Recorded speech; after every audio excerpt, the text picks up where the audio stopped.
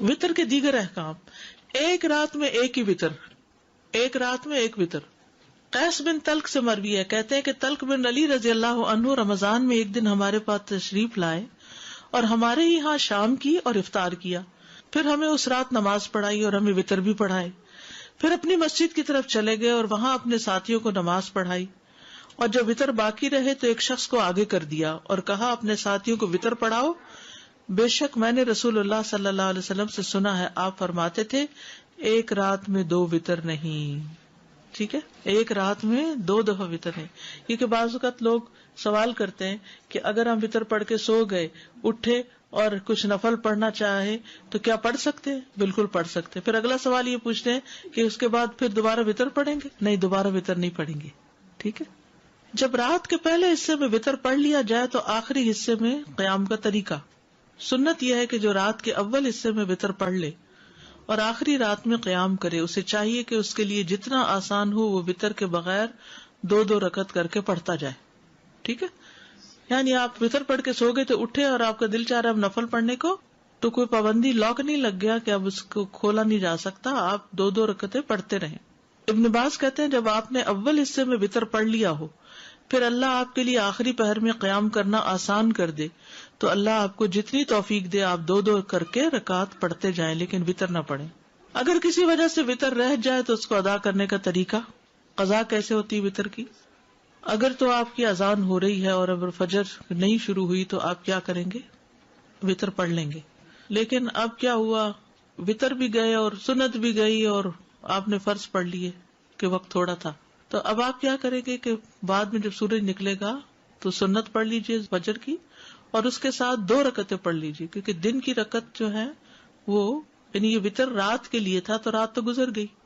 تو ایک طریقہ یہ ہے کہ طاق کے ساتھ ایک اور ملا لیجئے۔ یہاں دیکھیے حضرت عائشہ سے روایت ہے کہ جب رسول اللہ صلی اللہ علیہ وسلم کی رات کی نماز بیماری یا کسی اور وجہ سے رہ جاتی ہو تو دن میں 12 رکعتیں پڑھتے، 13 یا 11 یا 9 نہیں پڑھتے تھے، سمجھ گئے؟ ابن عثیمین کہتے ہیں اگر وطر نہ پڑھا ہو اور فجر طلوع ہو جائے تو پھر وطر نہیں پڑھنا چاہیے، یعنی سنتیں وغیرہ، لیکن اگر آپ 3 رکعت وطر پڑھتے ہیں تو دن میں 4 رکعت کر کے پڑھ لیں، 5 پڑھتے ہیں تو 6 پڑھ لیں، یعنی جو آپ کی عادت ہے اس کے مطابق دن میں اس کو ایون نمبر کر لیں، کیونکہ نبی صلی اللہ علیہ وسلم کی جب رات کی نماز چھوٹ جاتی تو دن میں 12 رکعت ادا کرتے، یعنی 11 نہیں پڑھتے تھے، 12 پڑھتے تھے، ایک ہی وطر پڑھنا۔ ہشام بن عروہ اپنے والد سے روایت کرتے ہیں کہ عبداللہ بن مسعود کہتے ہیں میں پرواہ نہیں کرتا اگر صبح کی نماز کھڑی ہو جائے اور میں وطر پڑھ رہا ہوں تو اسے ایک پڑھ کے وطر پھر فجر پڑھوں گا، نیتی دونوں طریقے مل رہے ہیں، ٹھیک ہے۔ سفر میں سواری پر وطر پڑھنے کا جواز، ویسے تو صرف نفل پڑھ سکتے ہیں نا، تو وطر بھی پڑھ سکتے ہیں۔ ابن عمر رضی اللہ عنہ سے روایت، انہوں نے فرمایا نبی صلی اللہ علیہ وسلم سفر کے دوران رات کی نماز اپنی سواری پر اشارے سے پڑھتے تھے، یعنی نفل وغیرہ، تہجد کی نماز کیا کرتے تھے؟ سواری پر ہی،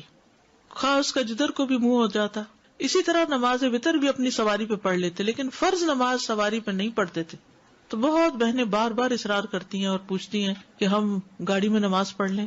فرض نہیں پڑھ سکتے، نوافل پڑھ لیں جتنا دل چاہتا ہے۔ وطر کے بعد نماز پڑھنے کا جواز، سنت یہ ہے کہ وطر رات کی آخری نماز ہو، لیکن اگر وطروں کے بعد کوئی 2 رکعت ادا کرنا چاہتا ہے تو ایسا کرنا جائز ہے، نبی صلی اللہ علیہ وسلم نے ایسا کیا ہے۔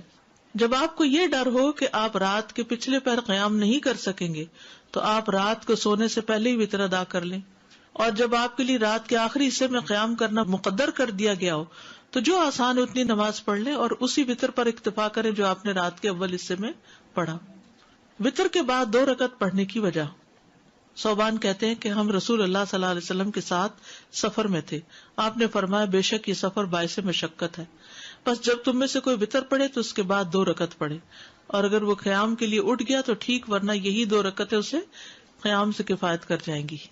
ٹھیک ہے۔ فجر سے پہلے پڑھ لے، لیکن اگر فجر کا وقت داخل ہو گیا تو پہلے فجر وغیرہ پڑھ کے پھر سورج نکلنے کے بعد پڑھ لے۔